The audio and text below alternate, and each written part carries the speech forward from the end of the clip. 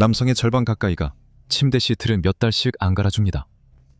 듣기 싫겠지만 20만 년 전 사람들은 당신보다 더 청결했답니다. 아프리카 동굴에서 풀로 만든 깔자리를 발견했습니다. 이 사람들은 아직 문자도 예술도 없었지만 정기적으로 오래된 깔개를 태우고 새 풀을 깔았습니다. 20만 년 전 인간도 침실을 정돈했지만 우리는 4개월째 같은 시트를 써도 되는지 논쟁합니다. 안녕하세요 친구. 키르키르토프 채널에 오신 걸 환영합니다. 오늘은 산 꼭대기에 있는 숲에 대해 알게 될 거예요. 그곳은 올라갈 수 없는 곳입니다. 그런데 그곳의 시냇물에는 왠지 물고기가 헤엄치고 있습니다. 그리고 아무도 그 물고기가 어떻게 거기에 왔는지 이해하지 못합니다. 누군가 맨손으로 파낸 예루살렘 아래의 터널에 대해서도 이야기할 거예요.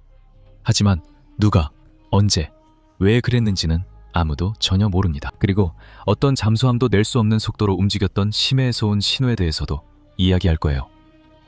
공식적으로는 그런 성능을 가진 기계는 존재하지 않습니다. 이게 마지막이자 가장 이상한 이야기입니다. 영상을 끝까지 시청해 놓치지 마세요. 신들을 위한 관들. 이집트 사막의 모래 아래 조세르 피라미드 근처에는 세라페움이라는 지하 장소가 있습니다. 프랑스 고고학자 오기스트 마리에트가 1850년에 이곳을 발견했습니다. 한때 이곳으로 이어지는 스핑크스의 길도 있었습니다. 좁은 복도가 어둠 속으로 이어지고 파낸 방 안엔 돌로 만든 상자가 있습니다. 그러나 이것은 평범한 관이 아닙니다. 각 석관의 무게는 수십 톤에 달합니다. 이런 상자 하나의 무게는 완전히 적재된 화물열차 한 칸과 맞먹습니다.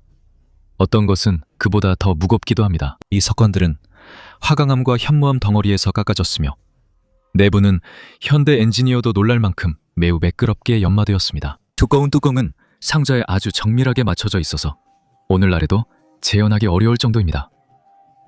그리고 이 석관에는 파라오가 아니라 황소들이 묻혀 있었습니다. 고대 멤피스에서 사제들은 한 마리의 황소를 선택했습니다. 그 황소를 신의 살아있는 화신으로 선포했죠. 그리고 황소가 살아있는 동안에는 신성한 존재로 숭배했습니다. 그리고 황소가 죽으면 그 시신을 미라로 만들고 이런 거대한 석관에 안치했습니다. 그 예우는 웬만한 사람도 받기 힘들 정도였죠. 이렇게 세기를 거듭하며 이어졌습니다. 파라오 아멘호테프 3세 시대부터 로마 시대까지 이어졌습니다. 이것에 대해 생각해보세요. 이처럼 거대한 화강암을 한 덩어리로 잘라내고 내부를 매끄럽게 연마한 뒤 수십 톤의 돌을 좁은 지하 통로로 옮겨 정확히 안치하려면 채석장, 운송수단, 정밀한 계산, 수백 명의 인력이 필요했습니다. 이 모든 것이 황소 한 마리를 위해서였죠. 일부 연구자들은 여전히 수작업으로는 불가능했던 잃어버린 기술에 대해 진지하게 이야기합니다. 이집트 학자들은 모든 것을 최대한 단순화해서 마법 같은 건 없었다고 주장합니다. 오직 연마제, 지렛대, 구리도구, 그리고 수년간의 고된 노동만 있었다는 거죠. 어쩌면 그럴 수도 있습니다. 하지만 직접 상상해보세요. 너는 바위에서 수십 톤에 달하는 상자와 뚜껑을 잘라내야 하고 내부 표면을 거울처럼 매끄럽게 연마해야 하며 사람이 겨우 지나갈 수 있는 좁은 통로를 따라 지하로 모두 옮겨야 합니다. 그리고 틈이 전혀 없도록 뚜껑을 덮어야 하죠. 크레인, 그라인더, 레이저 수평기 없이요. 40톤 상자 옆에 서 있으면 2000년 전 누군가가 신성한 황소를 위해 이걸 옮겼다는 게 믿기지 않습니다. 원시적인 지렛대로 옮겼다는 설명도 설득력이 약하죠. 또 하나 이상한 점도 있습니다. 많은 석관들이 비어있는 채로 발견되었습니다. 그 안에 황소는 없었습니다. 고대에 독을 당했는지 아니면 애초에 다른 용도였는지는 알 수 없습니다. 학자들과 역사학자들은 이 문제를 아직도 논쟁하고 있습니다. 지금까지 9마리 황소가 매장된 것으로 알려졌으며 마리에타에 따르면 3마리는 아직 발견되지 않았습니다. 가장 무서운 점은 수천 년 전 이곳이 현재 우리의 문명보다 훨씬 뛰어난 문명이었다는 사실입니다. 그럼에도 불구하고 그 문명은 파괴되었습니다. 그때 무슨 일이 있었는지는 우리는 영원히 모를 것입니다. 낯선 이름이 새겨진 반지. 잉글랜드 링컨셔에서 한 남자가 금속 탐지기로 들판을 걷다가 기기가 반응합니다. 그는 땅을 파서 금도금된 은반지를 꺼냅니다. 나중에 밝혀진 바로는 이 반지는 1000년 동안 땅속에 묻혀 있었습니다. 지름은 2cm 조금 넘고 무게는 4.5g입니다. 가장자리에 16개의 룬 문자가 새겨져 있는데 여기서부터 이상한 일이 시작됩니다. 단지는 전체적으로 금도금이 되어 있지만 룬 문자 부분엔 금도금이 없어 제작 후 문자를 새긴 것입니다. 누군가 완성된 장신구를 가져다가 따로 룬 문자를 긁어 새겼습니다. 그리고 홈의 어두운 색의 상감을 문질러 넣어 문자가 잘 보이게 했습니다. 노팅엄 대학교의 학자들이 일부 문구를 해독했습니다. 아마도 그 안에는 우드난이라는 이름과 고대 반지와 비슷한 단어가 암호화되어 있을 수 있습니다. 하지만 그 정확한 의미는 아직 알려지지 않았습니다. 룬 문자는 라틴 문자가 도입되기 전 게르만 민족이 쓴 문자지만 항상 글쓰기에만 쓰인 것은 아니었습니다. 종종 이것들은 특별한 의미를 가진 기호였습니다. 보호, 의식, 그리고 마법적인 의미였죠. 비슷한 읽을 수 없는 문구가 새겨진 반지들이 이미 예전에 발견된 적이 있습니다. 그리고 지금 그 반지들은 대형 박물관에 보관되어 있습니다. 이러한 문구들의 의미는 여전히 해독되지 않고 있습니다. 바로 그렇기 때문에 연구자들은 이것들이 부적일 수 있다고 진지하게 생각하고 있습니다. 너는 단순한 장신구가 아니라 너를 지켜줄 주문을 손가락에 끼고 있는 거야. 반지는 섬세하고 정교하게 만들어졌어. 보고학자들은 이것을 가장 뛰어난 발견 중 하나라고 했습니다. 이런 물건은 가난한 사람이 쓰지 않았을 것입니다. 같은 장소에서 앵글로색슨 시대의 버클도 발견됐습니다. 즉, 이곳에는 과거에 알려지지 않은 마을이 있었고 그곳엔 글을 아는 이들이 살았습니다. 사람들이 암흑시대라 부르는 때였습니다. 글을 읽고 쓸 줄 아는 사람이 드물던 시절. 누군가는 손가락에 비밀문구가 새겨진 반지를 끼고 있었습니다. 그 뜻은 천년이 지나도 알지 못했습니다. 스카라베와 장식 테두리. 사람들이 온갖 희귀한 물건을 전당포에 가져오는 쇼. 파운드 스타즈의 한 에피소드에서 고대 유물의 가격이 실제로 어떻게 정해지는지를 완벽하게 보여주는 일이 있었습니다. 한 여성이 고대 이집트의 스카라베가 박힌 금반지를 가져왔습니다. 스카라베는 이집트에서 부적으로 많이 쓰인 신성한 딱정벌레입니다. 가족 전설에 따르면 이 반지는 3,500년이 넘었다고 합니다. 18왕조 시대의 유물로 바로 투탕카멘과 네페르티티가 속했던 그 왕조입니다. 이런 물건이라면 여성은 15,000달러를 받을 수 있을 거라고 기대했습니다. 전문가를 불렀습니다. 그리고 여기서부터 흥미로운 일이 시작됐습니다. 전문가는 반지를 집어들고 스카라베를 살펴봅니다. 네, 딱정벌레는 진짜라고 말합니다. 이것은 진짜 고대 이집트 유물입니다. 그러나 반지의 금태를 보면 모든 것이 무너집니다. 짜임새, 기술, 작업 방식, 이 모든 것이 고대 이집트를 가리키는 것이 아닙니다. 20세기 초, 대략 1900년경을 가리킵니다. 이게 무슨 뜻일까요? 그 시절 유럽과 미국에서는 이집트가 진짜 유행이었습니다. 모두가 파라오와 무덤에 열광했죠. 그리고 소환 좋은 사람들이 하나의 사업을 시작했습니다. 고대 스카라베를 이집트 모래에서 많이 발견해 새 금반지에 끼워 팔았습니다. 관광객들은 고대 유물로 샀지만 딱정벌레만 고대였고 반지는 평범한 기념품이었습니다. 100년쯤 된 기념품이었고 그래서 그런 가격이 된 겁니다. 전문가는 스카라베를 250달러, 금을 200달러로 평가했습니다. 그 여성은 15,000달러 대신 360달러만 받고 떠났죠.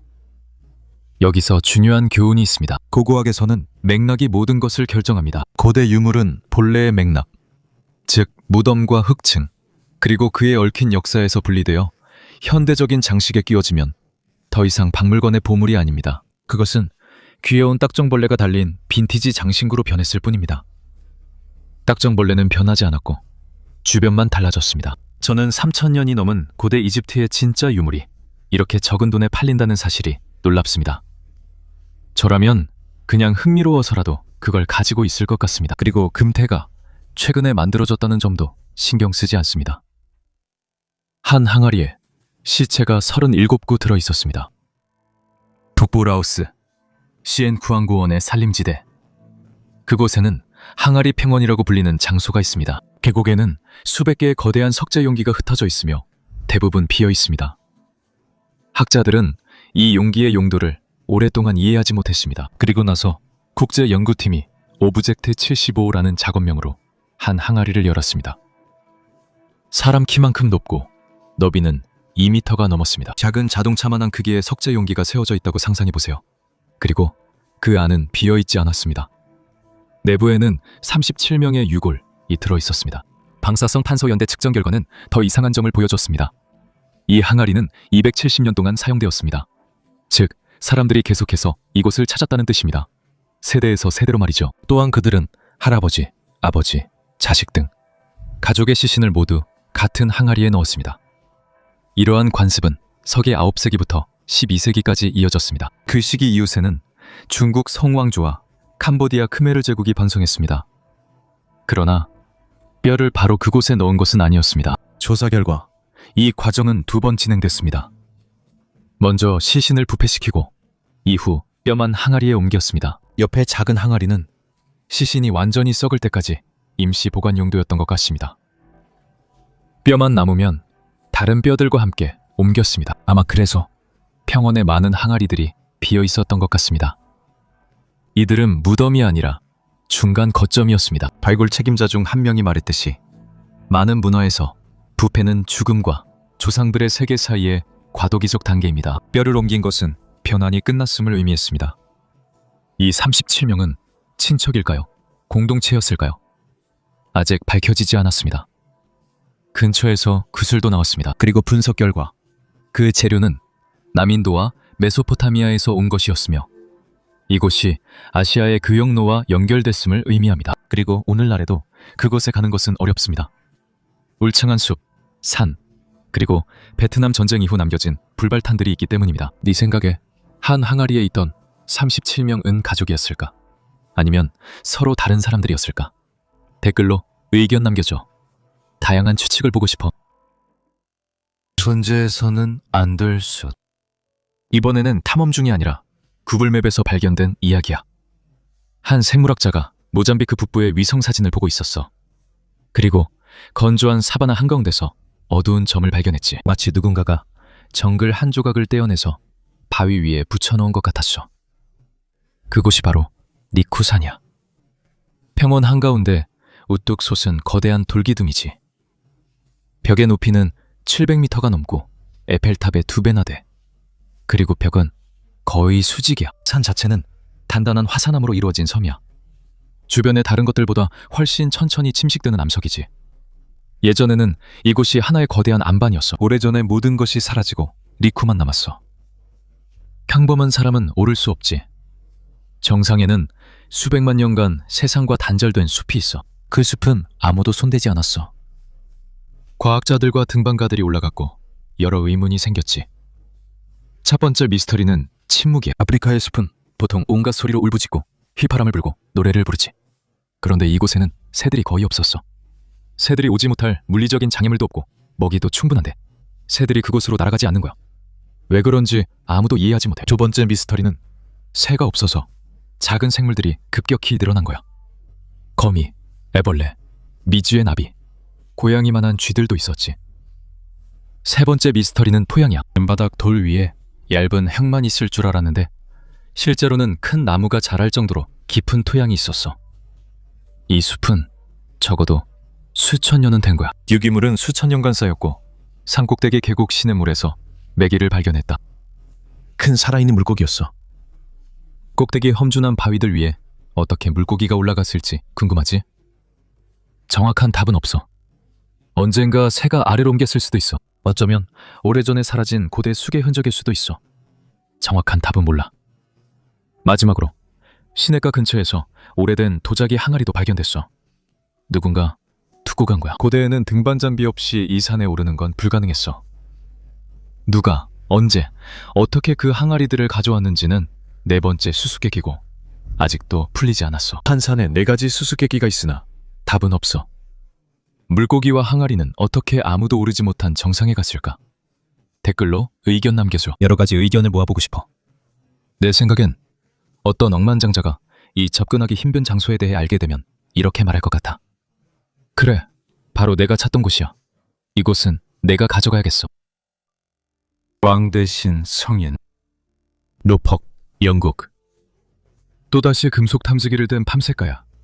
이번에는 단탄마을 근처야. 그리고 이번에는 9세기 금화 펜던트야. 한쪽에는 옆모습에 수염난 얼굴이 있고 라틴어 사명 덕분에 그가 요한 세례자인 걸 알 수 있어. 그리고 뒷면에는 세례자이자 복음서 저자라는 식으로 해석된 글귀의 일부가 남아 있었어. 이건 정말 거의 불가능한 일이야. 사실 그 시대, 즉 카롤린거 왕조 시절에는 서유럽의 동전에는 통치자들이 새겨졌어. 왕이나 황제, 권력을 가진 사람들이지 성인들은 아니었어. 하지만 이 금화엔 종교인이 새겨져 있어. 동전 전문가에 따르면 카롤린거 왕조 동전 중 요한 세례자가 새겨진 건 이 동전뿐이라고 해. 이런 이미지는 유럽 반대편 비잔틴 제국에서는 사용됐지만 여기서는 아니었어. 그리고 더 심각한 문제가 있어. 그 시체가 900년대 말의 것이라는 거야. 대략 860년대 후반에서 870년대 초반이야. 그리고 바로 870년경에 동앵글리아가 바이킹들에게 점령당했지. 그때 바이킹들은 아직 제대로 된 기독교인이 아니었어. 그럼 어떻게? 이교도 바이킹 땅에 비잔틴 양식의 기독교 성인이 새겨진 금화가 생긴 걸까? 결국 바이킹들과 기독교인들 사이에는 우리가 역사학자들이 생각했던 것보다 훨씬 더 많은 교류가 있었던 거야. 우리는 바이킹들을 수도원을 불태우러 온 이교도들로만 생각하는데 익숙하지. 그런데 실제로는 사상과 상징, 신앙이 문화의 경계를 훨씬 쉽게 넘나들었다는 거야. 그리고 누군가는 바이킹 땅에서 기독교 성인이 새겨진 금화를 목에 걸고 다녔던 것이 작은 동전 하나가 교과서의 한 장 전체를 의심하게 만들 수도 있어. 지금 그 동전은 영국의 보물법에 따라 감정을 받고 있어. 노리지 박물관이 그 동전에 관심을 보이고 있어. 암네트에게. 오믈렛이 7000년이나 된 거야. 짧지만 맛있는 이야기야. 분명히 마음에 드실 거야. 이스라엘 남부 미차나 근처에서 고고학자들이 7000년 된 달걀을 모아둔 흔적을 발굴했어. 그리고 그 옆에는 화덕의 흔적도 발견됐지. 상황이 저절로 그려지지. 고대 사막 유목민들이 달걀을 모아서 불을 피우고 그 자리에서 바로 요리했어. 달걀 하나는 화덕 안에 바로 들어있었지. 달걀 위치를 보면 자연 둥지가 아니라 일부러 모은 저장고임을 알 수 있어. 과학자들은 사실상 고대 아침 식사 자리를 발굴한 거야. 7000년 된 오믈렛이야. 그리고 이건 닭알이 아니었어. 타조알 하나는 영양면에서 보통 달걀 25개 정도를 대신할 수 있지. 타조알 하나로 한 무리 식사가 가능했으니 달걀이 귀했던 것도 당연해. 간단한 껍질은 물병으로 만들었고 무덤에 넣기도 했으며 사치품으로도 사용했어. 그런데 흥미로운 점은 고고학자들이 달걀은 자주 발견하는데 타조뼈는 거의 없다는 거야. 고대인들은 타조를 죽이지 않고 알만 모으면 된다고 생각해. 새는 건드리지 않고 알만 가져갔던 거야. 사실 사람들이 이런 걸 생각하기 전부터 미래 수학을 미리 신경 썼던 거야. 참고로 타조 자체는 19세기까지 이 지역에 살았었는데 완전히 씨가 마를 때까지 사냥당했어. 그런데 알은 사막 덕분에 보존된 거야. 모래가 유적지를 덮어서 보존시킨 거지. 7000년 후 모래 언덕이 다시 그곳을 드러냈어. 아무데도 이어지지 않는 터널이야. 예루살렘 아래에서 새로운 구역을 짓기 전 고고학자들이 평소처럼 고대 유물이 있는지 조사했어. 평소처럼 늘 하던 일이었는데 그러다 그들이 말 그대로 아래로 빠지고 말았지. 자연적으로 생긴 암석 속 빈 공간을 발견했거든. 그게 바로 길고 긴 지하 터널의 입구였어. 터널은 50m가 넘게 이어져 있고 높이는 약 5m야. 어떤 곳은 폭이 3m에 달하기도 해. 이건 단순한 자연의 틈이 아니야. 그 안을 똑바로 서서 걸을 수 있을 정도지. 일부는 무너졌고 일부는 수백 년, 어쩌면 수천 년 동안 쌓인 흙으로 막혀 있었어. 중요한 건 과학자들이 이 터널이 자연적으로 만들어진 게 아니라 사람들이 손으로 파냈다고 확신한다는 거야. 그리고 고고학자들과 역사학자들에게는 다시 수많은 의문이 생겼어. 누가, 언제, 왜 만들었는지는 알 수 없어. 처음에는 이게 샘으로 이어지는 고대 수도관이라고 생각했지. 하지만 근처에서 아무런 수원도 발견하지 못했어. 그리고 벽도 해칠이 되어 있지 않았지. 물을 위해서는 그렇게 만들지 않아. 그렇지 않으면 물이 다 암석으로 스며들 테니까. 나중에는 또 다른 가설이 나왔어. 이게 갱도이고 백악층을 캐기 위해 팠다는 거지. 건축용 돌이나 석회를 얻으려고 말이야. 하지만 이것도 그냥 가설일 뿐이야.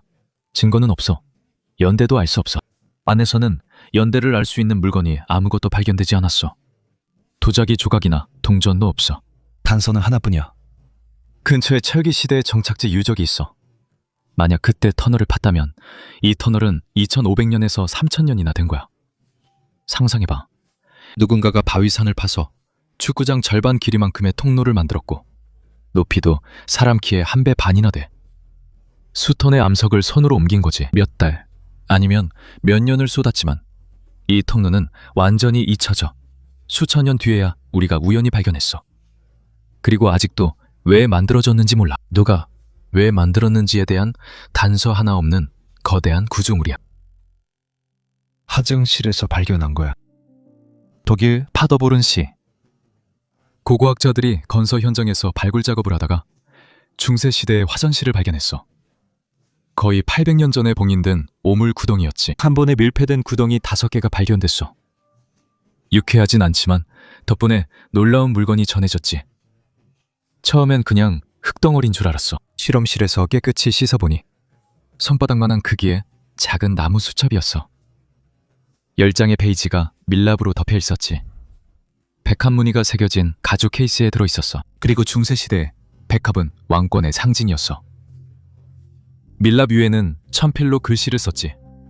메모를 긁어쓰고 지우고 다시 썼어. 중세의 임시 메모장 같은 거였지. 밀폐된 구덩이에는 산소가 없어. 나무, 밀랍, 가죽, 천도 수세기 동안 썩지 않고 남았어. 평범한 땅에서는 모두 사라졌을 거야. 보건가는 수세기가 지난 후에도 변소 구덩이에서 나온 유물이 여전히 꽤 괜찮은 냄새가 났다고 주장해. 페이지에는 라틴어 필기체가 있어. 줄들이 여기저기 겹쳐져 있기도 하고 마치 서로 다른 방향으로 쓰인 것처럼 보여. 그래서 해독하는 데 시간이 걸릴 거야. 학자들은 이 책이 상인 소유였을 것으로 본다. 당시 읽고 쓸 줄 아는 사람은 극소수였고 상인들은 그런 글을 읽고 쓰는 소수 계층에 속했어. 이 수첩엔 거래 내역이나 하루 일과 등이 적혀 있었을 거야. 중세판 다이어리 같은 거지. 또 같은 구덩이에서 통, 바구니, 도자기, 칼, 비단 조각도 발견됐어. 비단은 정교하게 잘린 띠 모양이었어. 그런데 왜 화장실에 비단띠가 있었을까? 흥미로운 질문이지. 보건가는 네가 이미 생각한 그 이유를 추측했어. 오래전에 우아한 비단천이 버려졌던 거야. 그리고 그걸 화장지로 쓴 거지. 800년 전 누군가는 비단으로 닦았던 거야. 값비싸고 호화로운 건 알겠는데 실용적인 면에서는 좀 의문이야. 천위의 장신구 세트야. 1100년 됐어. 사우디아라비아 다리아 고고학 유적지 알카심 지역에 있어. 땅에서 1100년이 넘은 금 장신구 100여 점이 발견됐어. 그 장신구들은 어제 막 벗겨 모래에 덮은 듯 잘 보존돼 있었어. 펜던트, 금 디스크, 색색의 구슬, 그리고 중앙 무늬를 둘러싼 색색의 보석이 박힌 큰 원반 모양의 장식품이 있었어. 학자는 이 모든 것이 한때 하나의 화려한 장신구 세트였으며 큰 축제나 의식 때 착용했을 것이라고 생각해. 기하학적 문양 안에 있는 꽃무늬는 아바스 왕조 시대 이슬람 예술의 대표적인 스타일이야. 과학, 문학, 사치, 세계 절반을 아우른 무역으로 유명했던 바로 그 칼리프 왕조야. 모든 것이 정교하게 만들어졌고 장인들은 금을 얇게 두드려 금속에 무늬를 새겼지. 색색의 보석을 정성스럽게 세팅해 끼웠어. 보석도 먼 곳에서 온 것 같아. 즉, 이곳까지 수천 킬로미터 무역로가 있었다는 뜻이지. 이 금이 누구의 것이었는지는 알 수 없어. 부유한 가정의 것일 수도 있고 상인들의 것일 수도, 아니면 순례자의 것일 수도 있지. 근처에는 바스라 순례길이 있었어. 이라크에서 메카로 가는 길이었지. 1000년 전 성지로 가던 카라반이 이 도시 근처에서 하룻밤을 보내고 일행 중 누군가는 금 장신구 세트를 갖고 있었어. 또한 그 주변에서 장신구뿐 아니라 온전한 마을도 발견됐어. 돌 기초와 진흙 벽돌 벽이 있었지. 폐반죽 바른방, 화덕, 난로, 유리 도자기 조각도 있었어. 이곳은 임시 야영지도 들판의 보물도 아니었지. 살아있는 시대의 도시였어. 그곳을 통해 신앙, 무역, 금이 흘렀어. 이것은 그 시대의 사막 무역로가 활기차고 부유한 동맥이었다는 것을 다시 한번 증명해주지. 단순히 모래 위를 지나는 길이 아니었어. 땅 위에 수천 개의 눈이 있었지. 1930년대에 미국의 대서양 연안이 처음으로 비행기에서 처형되었어. 사람들은 숨이 멎을 정도로 감탄했지. 뉴저지에서 플로리다까지 해안선 전체가 달의 분화구처럼 보이는 수천 개의 타원형 함몰로 뒤덮여 있었어. 마치 땅이 수천 개의 똑같은 눈으로 너를 바라보는 것 같았어. 그리고 그 모든 눈이 한 방향으로 가늘게 떠 있었지. 이 타원들의 긴 축이 모두 북서 남동 방향으로 정확히 향해 있기 때문이야. 수천 개 함몰이 수백 킬로미터 해안선을 따라 배열되어 있어. 그리고 북쪽으로 갈수록 그 각도가 더 커져. 조지아에서는 한 가지 각도고 버지니아에서는 또 다른 각도야. 그리고 이 모든 축을 머릿속으로 계속 연장해보면 대략 한 지점에서 만나는 걸 알 수 있어. 인디애나 남동부와 오하이오 남서부 근처야. 사람들은 이것을 캐롤라이나만이라고 불렀어. 하지만 사실만은 아니야. 이것들이 어디서 왔는지에 대해서는 아직도 논쟁이 있어. 첫 번째 가설은 꽤 멋져. 땅에 유성우가 떨어졌다는 거야.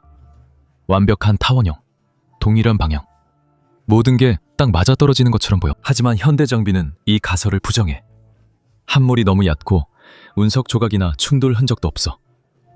두 번째 가설은 할리우드 영화 같다. 해성이 5대5 빙하에 충돌해 얼음 조각들이 하늘로 튀었고 그 조각들이 해안의 부드러운 땅에 우박처럼 쏟아져 비스듬한 함물 자국이 생겼어. 바로 그래서 모든 축이 5대5를 가리키고 있어. 세 번째 가설은 좀 지루하지만 과학자들 사이에서 가장 인기 있어. 빙하기에는 끊임없이 강한 폭풍이 불었거든. 작은 호수엔 소용돌이 흐름이 생기고 물이 수천 년간 해안을 타원형으로 깎았어.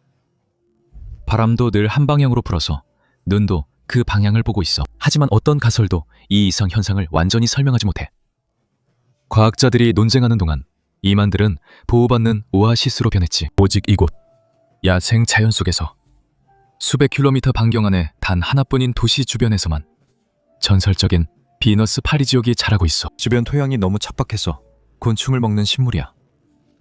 행성의 신비로운 눈동자 속에 있는 육식성 꽃들이지. 그리고 이곳 물고기가 없는 고인물에서는 아주 희귀한 개구리들이 조용히 번식하고 있어. 이제 2026년에 이들에게 무슨 일이 일어나고 있는지 알아보자. 한때 이런만이 50만 개나 있었어. 오늘날에는 몇백 개만 남았지. 나머지는 농경지, 벌목, 건설로 사라졌어. 전쟁 때는 큰만 만 하나가 있었지. 그리고 완전히 폭격 연습장으로 변해버렸어. 그리고 최근 법원의 판결 이후 이들 중 많은 곳이 국가의 보호를 잃었지. 그리고 지구의 독특한 눈들이 그냥 밭으로 사용될 수도 있어. 우주적 충격일까? 아니면 바람의 마법일까? 넌 어느 편이야? 댓글로 남겨줘. 존재하지 않았던 기사. 바르셀로나 페드랄베스 수도원. 수도원 700주년을 맞아 고고학자들이 14세기 무덤 몇 개를 발굴했습니다. 최초의 여성 공동체의 삶에 대해 더 알고 싶었습니다. 그리고 이 무덤들 중에는 엘리센다 데 몽카도 여왕의 무덤도 있었습니다. 이 여성은 30세, 50세의 아라곤 국왕과 결혼했습니다. 그녀는 그의 네 번째 아내가 되었고 그녀는 그의 10명의 자녀의 계모가 되었습니다. 그리고 그녀는 중세 유럽에서 가장 강력한 여왕 중 한 명이었습니다. 남편이 세상을 떠난 후 그녀는 이 수도원을 세웠고 그곳에서 70세까지 살았습니다. 참고로 이것이 확인되었습니다. 뼈에는 노년성 관절염의 흔적이 있습니다. 모든 것이 역사와 일치합니다. 그녀는 소박하게 수도복을 입고 단순한 나무 상자에 묻혔습니다. 그러나 무덤에선 금실비단과 로즈마리, 머틀 등 향기로운 허브 흔적이 발견되었습니다. 지금까지는 모두 정상입니다. 하지만 이후 과학으로 사명할 수 없는 일이 벌어집니다. 수도원의 초대 수녀 원장 무덤에서 칼로 생긴 두개골 구멍이 발견됐습니다. 모든 기록에 따르면 기사 한 명이 묻혀 있어야 하는 또 다른 무덤에서는 남성의 뼈가 전혀 발견되지 않았습니다. 그곳에는 성인 여성 2명과 아이 3명이 누워 있었고 세 번째 무덤에는 다른 시기에 묻힌 최소 9명의 뼈가 있었습니다. 그중 칼에 찔린 남성 두개골 4개가 있었고 임신한 여성 미라 몸통 안에는 태아 유해가 있었습니다. 다시 생각해 봅시다. 여성 수도원의 수녀 원장이 두개골에 칼에 찔린 상처를 입었습니다. 수도원 내에서는 남성 4명이 칼에 찔려 사망했고 뱃속에 아이가 있는 임신한 여성도 있었습니다. 바로 여왕의 무덤 옆이었습니다. 여기는 고대 전쟁터도 아니고 약탈당하지 않은 묘지도 아닙니다. 여왕이 기도를 위해 세운 조용한 여성 수도원입니다. 아직도 이 사람들이 누구인지, 어떻게 이곳에 왔고 왜 살해당했는지 알 수 없습니다. 현재는 뼈와 치아에서 DNA를 추출해 신원을 확인하려 합니다. 이들이 이곳 출신이거나 고대 질병의 흔적이 있었는지 밝혀질 수 있습니다. 답을 찾을 수도 있지만 이 여성 수도원의 비밀은 영원히 풀리지 않을 수도 있습니다. 남의 손에 있는 남의 것. 이제부터는 발견된 것에 대한 이야기가 아니라 있어서는 안 될 곳에 놓여 있는 것에 대한 이야기입니다. 세계에서 가장 유명한 박물관에 보관된 것들이 있습니다. 하지만 지구 절반은 그것들이 그곳에 있을 자격이 없다고 생각합니다. 직지도 그 중 하나입니다. 이것은 1377년에 금속 활자로 인쇄된 세계에서 가장 오래된 책입니다. 유명한 구텐베르크 성경보다 78년이나 앞섰습니다. 즉, 한국인은 유럽인보다 약 100년 먼저 인쇄술을 익혔다는 뜻이며 유네스코는 이 책을 세계적으로 중요한 유산으로 인정했습니다. 이 책은 현재 프랑스 국립도서관에 보관되어 있는데 20세기 초 프랑스 외교관이 가져간 것입니다. 한국은 반환을 요청하고 있습니다. 프랑스는 이 책이 인류 전체의 보물이라는 이유로 반환을 거부하고 있습니다. 여왕 네페르티티의 흉상입니다. 석회암으로 만든 이 얼굴은 거의 3,500년이 되었습니다. 이것은 역사상 가장 유명한 이미지 중 하나로 1913년부터 베를린에 보관 중입니다. 이집트는 오랫동안 이를 반환해달라고 요청해왔습니다. 그리고 수십 년 동안 거절당해왔습니다. 코이누르 다이아몬드, 베고 캐럿입니다. 19세기부터 영국 왕실의 왕관을 장식하고 있습니다. 이 다이아몬드는 시크 제국 점령 후 영국에 넘어갔습니다. 인도, 파키스탄, 이란, 아프가니스탄 모두 이 보석을 원하지만 영국은 반환할 생각이 없습니다. 그리고 트로이의 황금 이야기가 이어집니다. 프리아모스의 보물로 불리며 1873년 고고학자 하일리 슐리만이 터키에서 발굴해 오스만 제국에서 몰래 반출했습니다. 제2차 세계대전 당시 이 황금은 독일에 숨겨졌다가 소련으로 옮겨졌습니다. 현재 트로이의 보물은 모스크바 푸시킨 미술관에 있으며 러시아는 이를 자기 것이라 주장합니다. 고대의 책, 얼굴, 보석, 황금이 한 나라에서 발굴돼 다른 나라에서 전시되고 있습니다. 그리고 이 보물이 진짜 누구의 것인지에 대한 논쟁은 어떤 국가들의 존속 기간보다 더 오래 이어지고 있습니다. 무언가가 깊은 곳에 있습니다. 이제 마지막 이야기입니다. 가장 이상하죠? 이 이야기는 구대가 아니라 바로 지금 당신이 이 영상을 보는 순간에 일어나는 일입니다. 지난 10년간 바다에 3,000개 이상의 자율장치가 들이뺐습니다. 배낭 크기의 이 작은 기계들은 염도와 온도를 측정하고 일부는 소리를 듣습니다. 이 장치는 물속 소리와 신호를 포착해 자연 소음인지 인공 소음인지 구분합니다. 이 시스템은 데이터베이스처럼 작동합니다. 만약 이런 신호가 이미 있었던 것이라면 장치는 그것을 인식합니다. 만약 처음 보는 신호라면 새로운 것으로 표시하고 분석을 위해 전송합니다. 2023년 6월 태평양에 설치된 한 센서가 약 3,600m 깊이에서 강력한 인공 신호를 포착했습니다. 신호는 약 70분 동안 지속되었습니다. 이후 신호의 원천이 더 깊은 곳으로 이동하며 사라졌고 몇 달 뒤 대서양에서도 같은 일이 반복돼 여러 장치가 동시에 신호를 포착했습니다. 그리고 이제 이 모든 이야기의 핵심입니다. 신호의 원천은 수중에서 시속 약 370km의 속도로 이동했습니다. 그것도 3km가 넘는 깊이에서 말이죠. 이 속도는 대부분의 잠수함이 수면 위에서 이동하는 것보다 빠르며 실제 작동 깊이보다 훨씬 깊은 곳입니다. 그렇게 깊은 곳의 밀도가 높은 물 속에서 움직이려면 강력한 출력과 특수 선체가 필요합니다. 공식적으로 그런 성능의 잠수 장비는 없습니다. 과학자들도 관심을 보이고 있습니다. 혹시 군사 실험일까요? 그렇다면 근처에는 위성도, 호위 선박도 있었고 선박 경고도 내려졌겠지만 아무것도 없었습니다.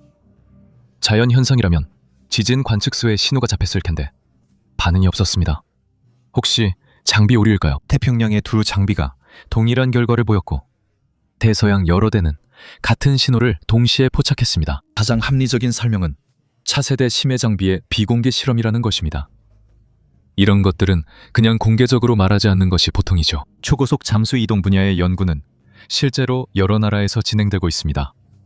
기술은 이미 상당히 발전했습니다. 또한 대중공개는 실제 개발보다 몇 년 늦게 이루어집니다. 하지만 공식적으로 발표된 이런 장비들의 잠수 깊이와 속도는 센서가 기록한 것보다 훨씬 낮습니다. 그래서 이 버전도 모든 것을 설명하지는 못합니다. 하지만 공식 설명은 끝내 없었습니다. 이 질문은 아직 답이 없습니다. 바다는 모두의 것이며 국제적인 공간입니다. 그런데 누군가는 그곳에서 시속 370km로 깊은 곳까지 달립니다. 모든 교과서에 따르면 그곳에는 아무것도 없어야 합니다. 전설이나 누군가의 이야기가 아니라 3년 전에 실제로 일어난 일입니다. 기디는 모든 것을 초 단위로 정확히 기록했습니다. 누군가는 어둡고 춥고 천기압처럼 짓누르는 그곳으로 내려가 지구상 누구도 할 수 없는 방식으로 움직이고 아무렇지 않게 더 깊은 곳으로 사라집니다. 비밀 실험일까요? 아니면 장비의 드문 오류일까요? 어떻게 생각하시나요? 댓글로 남겨주세요. 그리고 이 중 가장 인상적인 점이 있습니다. 우리는 과거에 대해 이미 다 밝혀졌다고 생각합니다. 교과서도 완성됐고 박물관 전시도 많으며 무덤도 모두 열렸다고 여깁니다. 동전 하나, 책 한 권. 바다의 어둠 속 신호만으로도 우리가 거의 모른다는 걸 깨닫게 됩니다. 매년 과거는 우리에게 불가능해 보이는 것을 줍니다. 과학이 솔직할 때 우리는 아직 이해하지 못하고 있다는 점이 가장 흥미롭습니다. 구독하고 알림 설정을 해주세요. 새로운 영상이 곧 올라옵니다.